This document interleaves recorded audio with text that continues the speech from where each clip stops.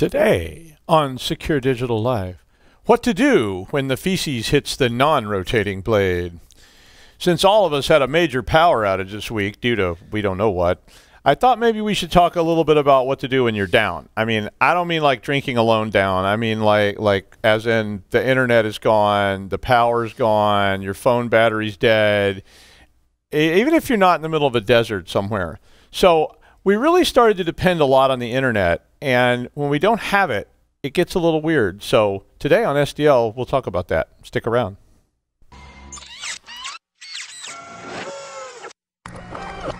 This is a Security Weekly production. Welcome to Secure Digital Life.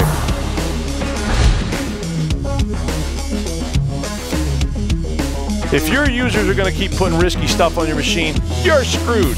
So Top can help us understand the complexity of blockchain. I was reading through the show notes, man. Oof. In binary, it would be 001. Who cares? But it's probably not significant anyway. Be like you're looking out through the HAL dot, you know, like, oh, hey Dave, Dave. It's like Sims, but with, you know, it would be like Sims instead of AI. It's only.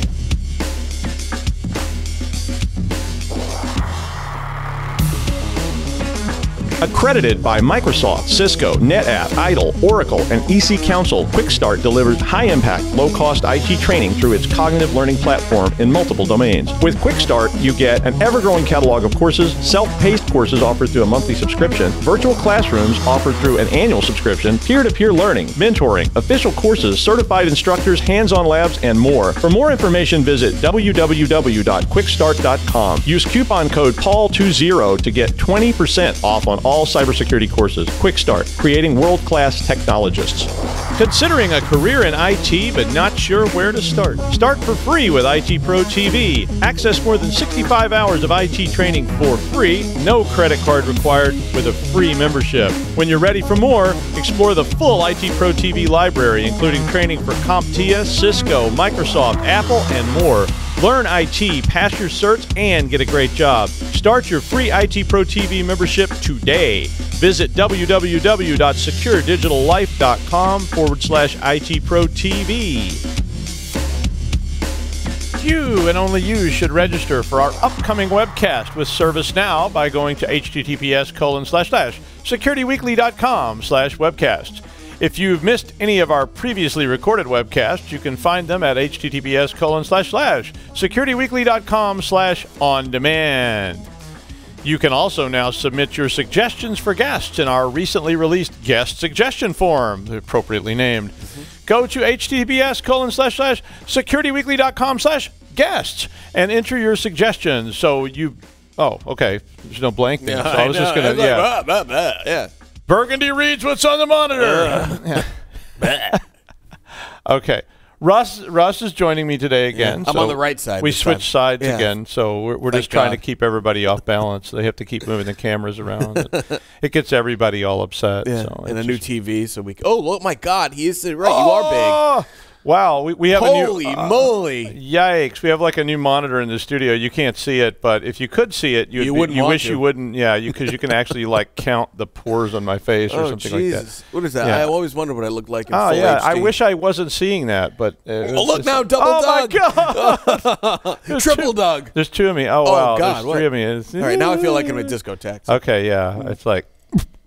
yeah, that kind of stuff. Right. So, yeah. It's like a really surreal, but we have lots of Mr. Meeseeks up there, so yeah, exactly. All right, so my opinion of this week was my power went out, and it wasn't any great ordeal or anything like that. I have a generator and all this stuff, but the only thing I could get to work was my Nintendo. Oh, what, the original? No, it's like a PlayStation, PlayStation 4 or whatever the most current one is. Oh, okay. So it's not a Nintendo, it's a PlayStation. Okay, well, whatever the hell it is. I don't know. Yeah, it's not. Oh, yeah. It's so like, the PS4. We had to play Pong for 9 hours. Boop, Frogger. Boop, boop, boop. On Atari. That's right. Boop. Yeah. You know, I didn't. When I was a kid, I didn't have an Atari. I had a service merchandise Pong unit. Oh. It was. Yeah, it was a knockoff. It was like a really cheaply made. But you know, it's Pong. How complicated? Yeah. It's not that. Yeah.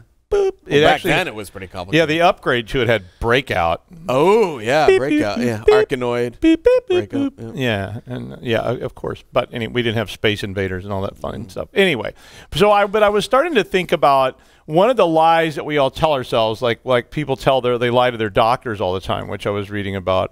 And the doctor says, "Do you smoke, drink, or use illegal drugs?" And the guy's like, "Yeah, sure, I'm down for just about anything. Let's just go." And they're like, "What? No." But most people tell their doctors, "No, I don't do any of those things. What I was really doing was eating raw broccoli and running on a treadmill before I came over here." And they go, "That's really strange." Yeah. Yeah, but we all lie about that. Well, the other thing we lie to ourselves about a lot is preparedness for problems, because it's very easy to tell yourself it'll be okay. And I think we really like that.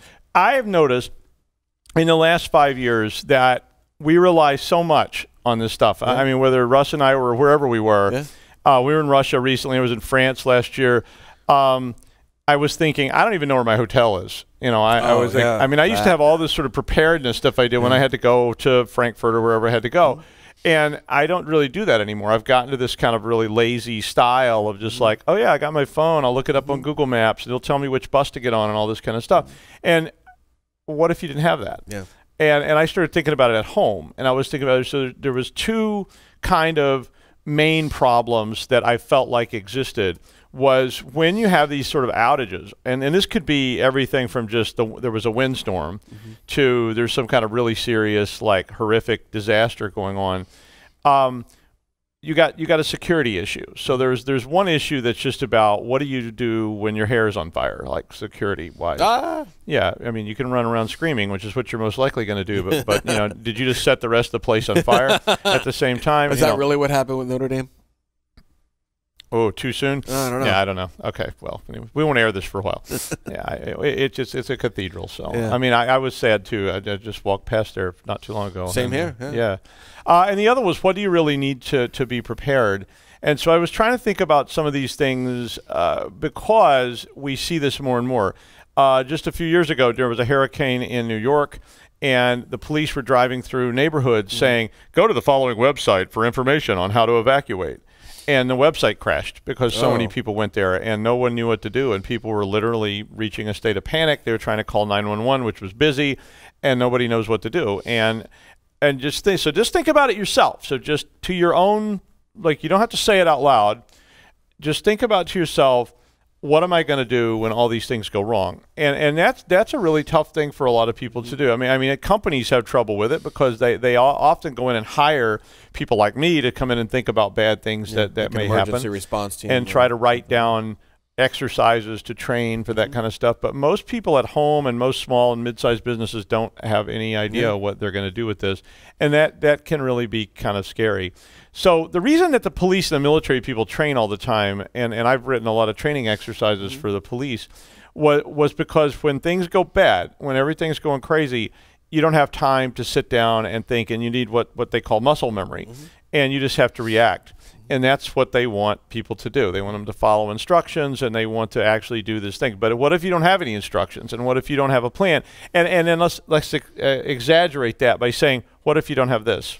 Or you have it, but it doesn't work because the cell towers blew down in the the asteroid strike. Or I did an exercise like that once. Do you ever have these dark thoughts? Well, yes, but nothing I vocalize about, and usually it involves aliens. So okay, we're not. Yeah, okay. There's a barrel of lube over there. Yeah. There's a hand talking through me right now. Oh yeah, exactly. It's not Jim Henson either. No, it's not. Okay. But so one of the things I want to talk about was how do you do this stuff? And one of the first things I came up with for preparedness was maps. And because I like I said, my power was out and I had a generator, so all I could do was turn on this PlayStation. Yeah. And I didn't have internet, and I was thinking, what would you do if you had to get somewhere right now and you really, really needed to get there, and you couldn't use a GPS? And I mean, remember, and I actually first like, oh, there's another GPS in my car.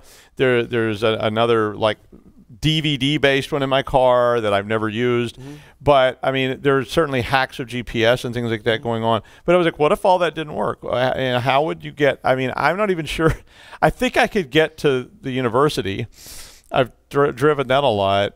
There's other places I don't know if I could get to or not. I mean, think. How many? Back in the day, we used to. Back in the day, 10 years ago, yeah, before I had GPS, let's say, we used to do the what was it called? Maps. What was that site where you used to go to and print out MapQuest? Oh. And so my parents or whatever, we would always print out, if we were driving, we would print out maps from MapQuest. And now you don't do that because everything's real time. I couldn't. I went looking. I couldn't even find my street maps of like New York. Oh, I used to have a street map of Manhattan so I could find things, and I had all these notes on it. And I was like, wonder where that whatever. And I couldn't find it. I think I could get to Manhattan no problem. But remember gas stations used to have like the little map thing. rack. Yeah, the map rack. Do they even have that anymore. anymore? I don't know. I haven't seen one. Of course, I don't know. I never go in. I just pay at the pump.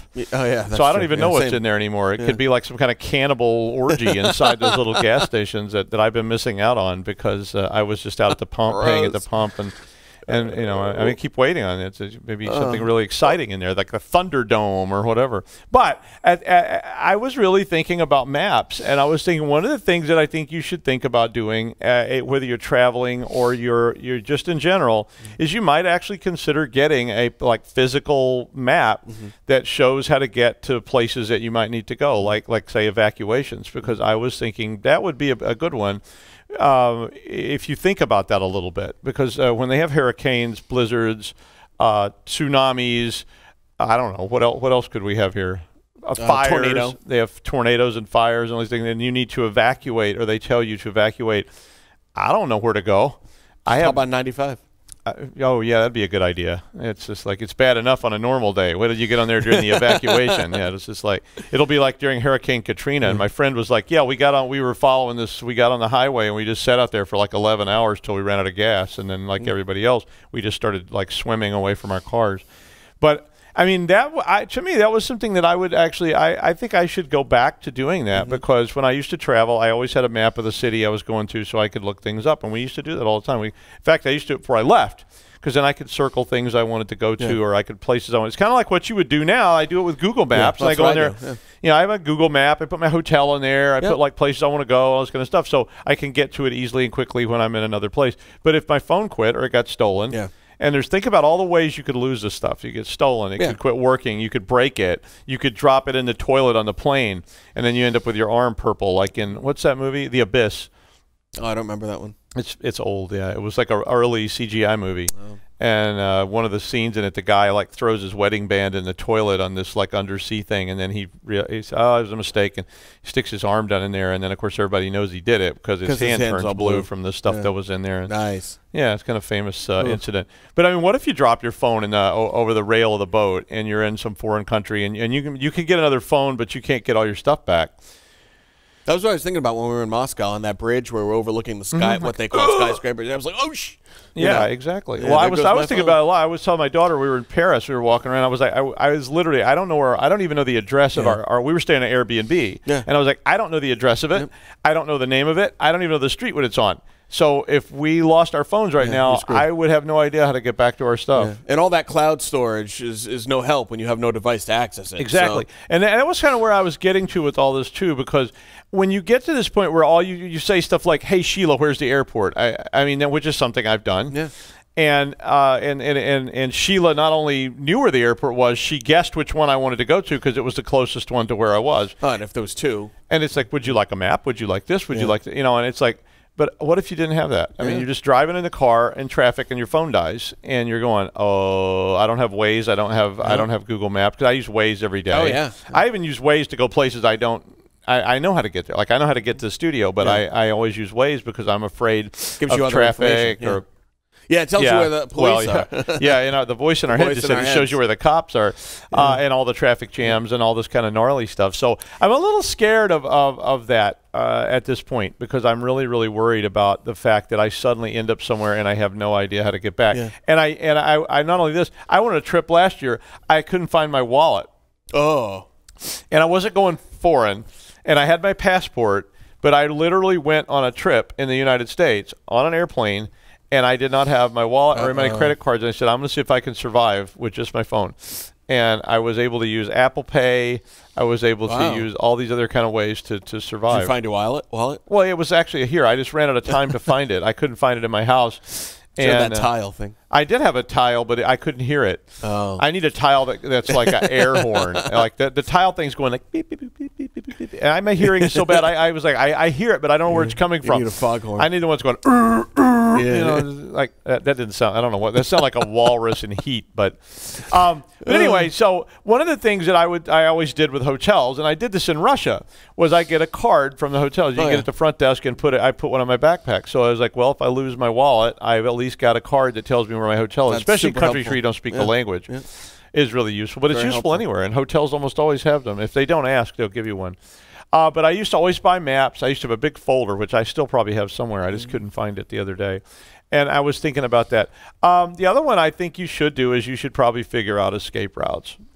I know, and escape's a scary word, but I think just evacuation routes from wherever you are. So, like, you should look into that. Like now, when you don't have emergency, because when you do have the emergency and the power goes out and they're going, you need to evacuate, are you thinking, should I evacuate? I mean, where should you go? I mean, they have these things. If you didn't know that, they have emergency evacuation routes from wherever you live or wherever your company is located. How do you get to wherever you need to go? Well, they used to have signs on the highway that would say evacuation route. Well, they still, yeah, they have those, but then you have to find one. Well, exactly. And everybody else is doing it. So you might actually think like Waze and go, okay, everyone will be doing that. Maybe there's another way. Find that back road and take that instead. Or, you know, what about when you need to bug out? You know, all the survivalist people have these bug out bags and they're extra clips. Zombie apocalypse bull. Yeah, I mean, but they have that. I mean, and there's some real value to that. I mean, having like a first aid kit and some emergency water and all this kind of stuff. I mean, I agree to that, but not for zombies. No, not for zombies. Yeah. I'm not that worried about That's zombies. Silly. No, I have a shotgun for that. It's anti-zombie special on the side of it. Yeah, no, I actually don't. But zombie spray. But another piece of this is also data. So one of the things I was thinking about the other day was, is there data that you need all the time? So, like, I was actually trying to send show notes over here, and I was like, I can't get them because I couldn't get to my cloud drive. Now, I did get to it. I was just thinking of that. It was a very cursory effort, and it immediately said, I can't log in. Try later. And I was like, well, I know it's on a local drive. So, but I had to think about that. And I was like, so is that data actually here at all? And the answer is yes, it is. It's synced. But not all data is done. I mean, they don't do that with everything. So one of the things you should probably think about is, can I get to that data that I really, really need, like prescriptions or other stuff that you've been storing in files, your calendar, and here is a good one. How many phone numbers do you know? I mean, you think about the actual numbers, not just, hey, Sheila, call Katie. Yeah. Like, hey, how many phone numbers can you tell? Like, I used to know tons of phone numbers in my head. Like, I knew my, and I knew all these different numbers. You know, I knew how to call the pizza place. I knew how to call I call my girlfriend or whatever. And I knew all those numbers. I didn't have to look them up in a book or anything. I could just dial them in. Now I know almost no numbers. Yeah, I know 3 off the top of my head. Yeah, I was thinking, I know my parents' phone number, which hasn't changed since I was born. Same. They have the same phone number they've had since I literally was born a long time ago. I know my wife's cell phone number. I know Judy Hill's number at school. Oh, yeah, at school, yeah. Because I call her all the time and Judy. give her grief. Hi, Judy, if you're watching. I call her all the time and give her grief. But that's about it. Like if you needed to call some other number, I really don't know what I mean, I know 911 or 999, depending on where you are. What's interesting is when you're exchanging phone numbers with somebody, let's say at a conference or whatever, it's like, oh, and they say, here's the response. Oh, I don't even know my phone number. Hold on, let me look. Like, how could you not know your own phone number? That's pretty strange. I could see that. But there's a lot of people that are like that. No, I could see that. I mean, you don't ever think about your own phone. I mean, that's actually a trickier one than you think, because I've been asked that kind of stuff before, and you're like, well, what is my phone? I don't ever call myself, so. No, but I mean, you should, like, I don't know. I just find that strange. Well, I do know my own phone number. As do I, yeah. And I actually know the numbers of our house, because I have my office number and I have my cell phone number, and they all ring the same place now, but it's like I do know those. But I mean, what stuff do you really have to have? I mean, do you need to be able to contact people at your business, like, and the numbers in there is Chet and Rocco and you need to What call. kind of business are you running? we collect things. Yeah, right. But I call Chet and Rocco and I go, "Hey guy, I mean, the building's burning down. We need you down here, but I mean, I can't get to that, or there's been some kind of horrific thing. You may not need the picture of your grandparents' anniversary. You may want to keep it, but you may not need it personally. But even all our photographs and everything are all stored in the cloud or on our phones. And all of a sudden, I started thinking, you really need to go through and make a list of critical stuff that you really, really need. And one of those things is passwords. Yeah. I started thinking about this yesterday because, again, initially when I went to my password vault, it was like not available, try later. Again, it was stored locally, but not all of them are. So if you password vaulted all your passwords and your PINs and your account numbers, and some of this came about because I was going to report the outage to the electric company. Oh, yeah. And when I went to do it, it was like you need an account number. Oh, and you in order to report, you couldn't even report the out. You could call, but I was like, well, what if my, literally, I was like, what if my phone's down? And I do love the ones that are like, hello, if you can't reach us, please try our web, to report a web outage, please check our website at, and I've literally got those too. But I mean, what if you need those passwords to get into something, especially if it's something not on a computer? Like some people have medical equipment, some people have copiers, some people have other filing cabinets that have combination locks. What if at your company or at home you needed some of those things and you can't get to them because they're stored in the cloud? So you actually need to maybe go back again, like my maps. You might want to go back to what I used to call the red card system. So I used to have this thing called the red cards at the bank, and we had all the root passwords. We had all the PINs. We had all the information. And in the red card file, I actually had keys. I literally had keys made that matched all the keys that we used to get into the tape locker and all these other things, because I said, what if we lose this stuff? And I started thinking about that. Today, think about this. What if your house has locks that you open with your phone? I looked at a garage door opener the other day that you could open with your phone. Yeah, we have one at the house. You can say, hey, Sheila, open the garage. Yeah. I'm like, what if the power's out and you can't do that? And my friend had this very problem and couldn't open the house because they didn't have their phone. Well, they used to have those little things that you pull, but how do you get in there to do it? Yeah, you had to be in. No, he had that, but you had to be inside. Yeah. So they had to break a window to get in the house because they couldn't get in the front door at all. He had automatic garage door openers, and they wouldn't open it. And he actually didn't want to break the window, so he went to a hotel. But I mean, you really have to think about that. So my red card idea is that you actually document these critical things. So to take this, I don't care what it is, but you want to take all these critical things, put them in a lockbox or a fire safe. You can get those at anywhere. You can get them at Amazon. You can get them at Home Depot or Lowe's or wherever. And put your stuff in there and lock it and store the key somewhere safe. Now, don't lose the key. And you may want to have a second lockbox for the keys to the first lockbox, but then you need another lock. Yeah, it just gets weirder after that.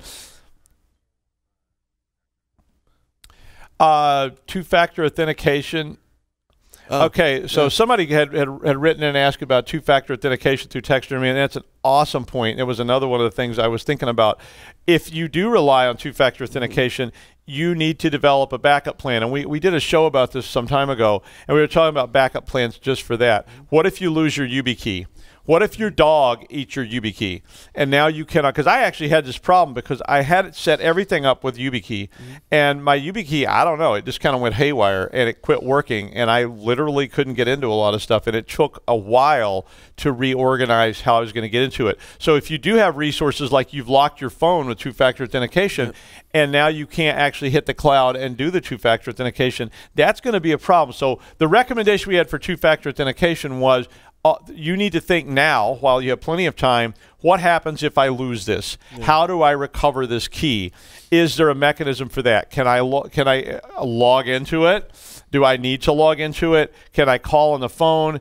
What have I got to do to get back to this? Because if your power's out or your phone is dead, good luck. Yeah. And that's going to be a bad one. And that's thank you for that. That's a really, really good point that I didn't actually have on the slide. But a lot of those two-factor authentications, too. They allow you multiple ways of doing it, either, but a lot of them revolve this, either a phone call or a text message, or I've seen email. I was on the IRS's website yesterday looking up something, and they had every single time you log in, it was a new text message. Yeah. You couldn't say, hey, remember this device. It was like, nope. I literally had like 19 different. And we're getting closer to that. So if your phone is down, you may even have access, and you can't get into your phone because the cell tower's down, or your Wi-Fi failed, or your power's out, and whatever.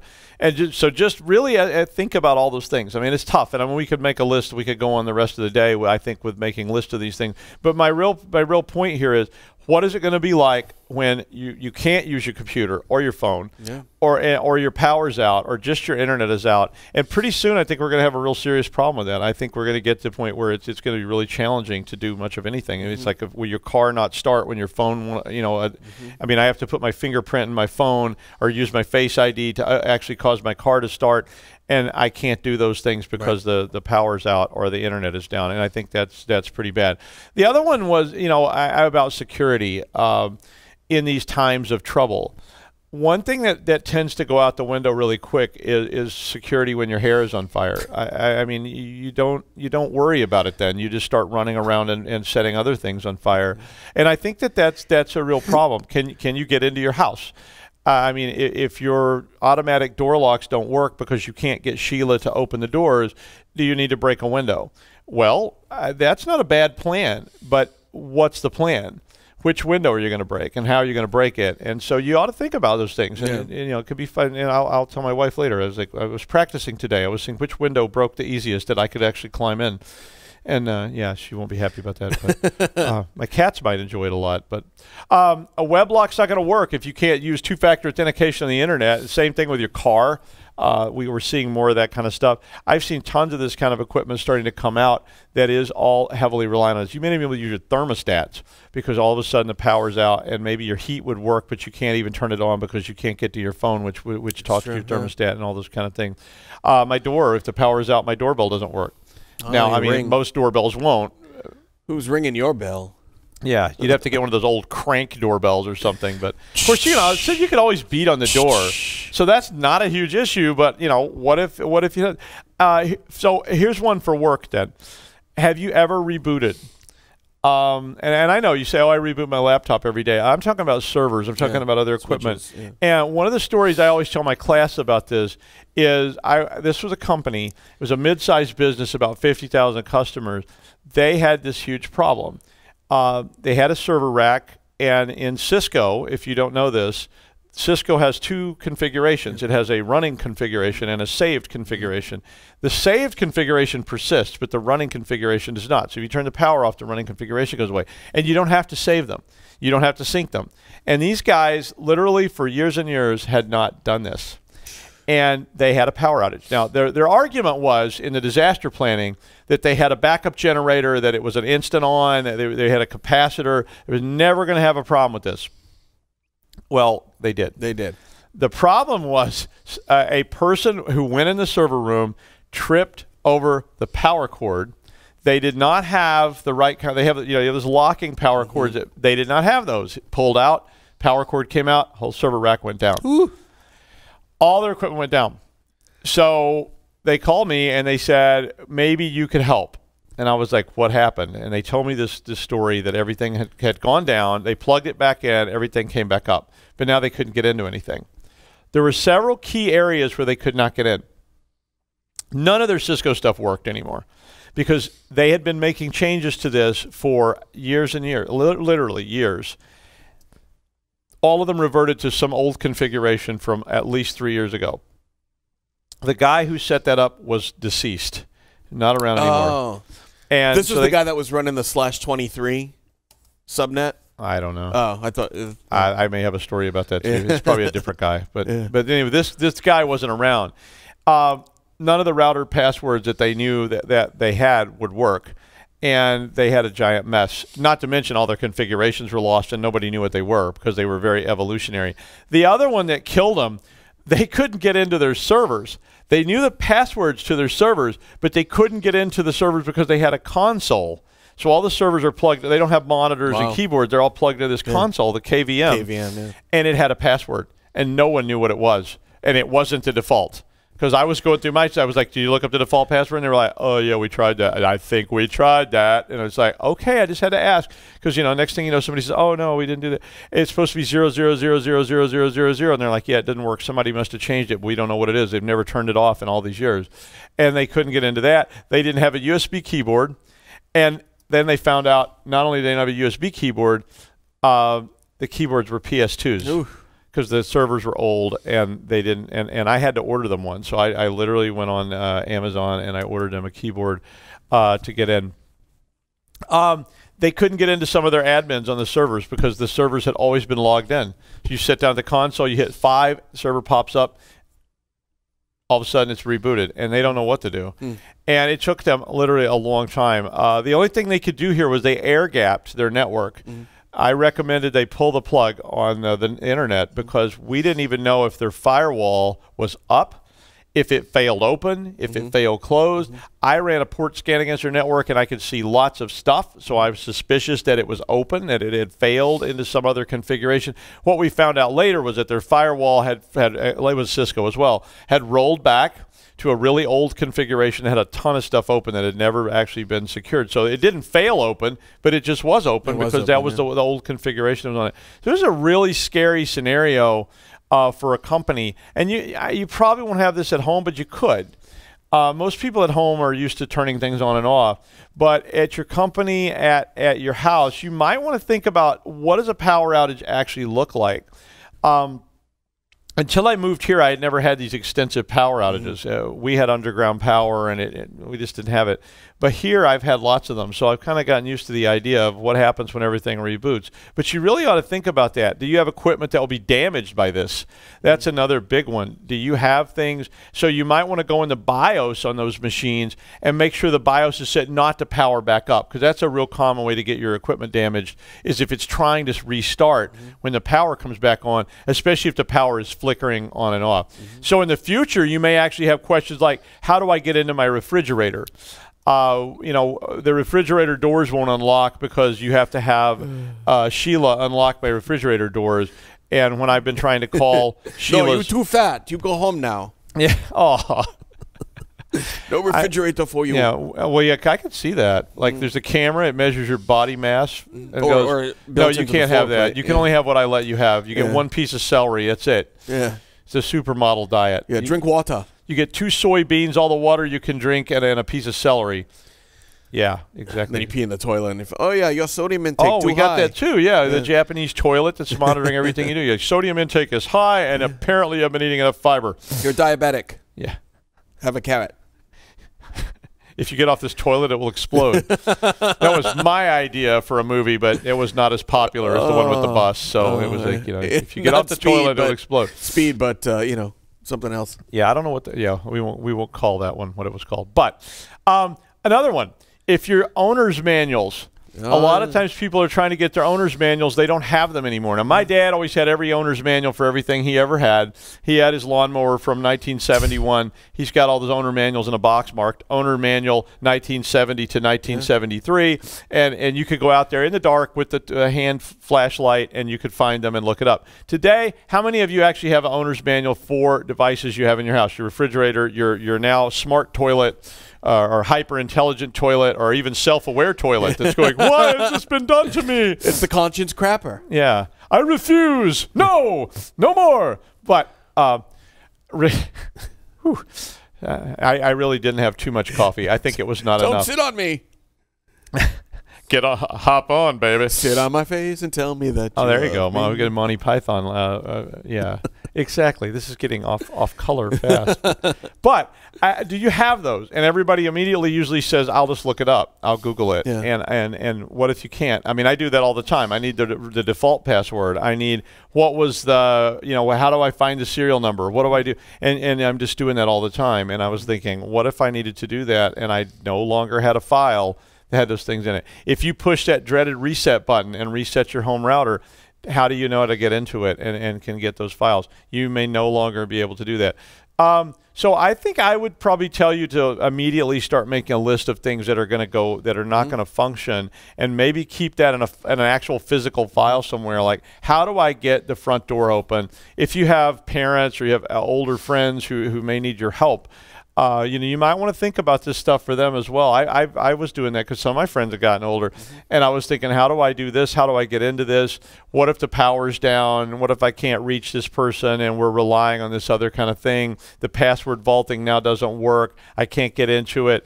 And it just gets, like, and for companies, your hot, warm, and cold sites. If you're going off site, if you have to do a reload because you had to evacuate, do you have all this stuff, or were you counting on Google to tell you what to do? Were you counting on your cell phone to open that door to the underground vault hot site that you may have?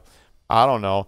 But all those things start to come to be real serious issues. So I think the point really is that you really need to start thinking about this, develop a plan, and you should probably test it. All the time I see companies that have a plan that somebody put together for them, and they never, ever test it. Will your backups work? Can you get to them? What if you really need them in a time of emergency and somebody says, we need all these medical records and we need them now, stat! And you're going, I'm just a country doctor, Jim. Damn it, Jim, I'm just a country doctor.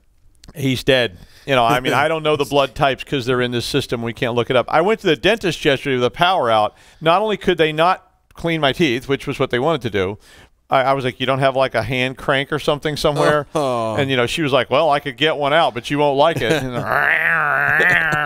And it's rusty. Yeah, so that'd be funny. I told her she should do that. I said, you should get like an old egg beater or something and bring it out and put rust and crap all over it and bring it and go, okay, well, if you insist, this is going to hurt a lot. But they couldn't check the schedules. They didn't even know who was scheduled. They had no way to contact anyone, and the phone was ringing off the hook with people going, what do we do?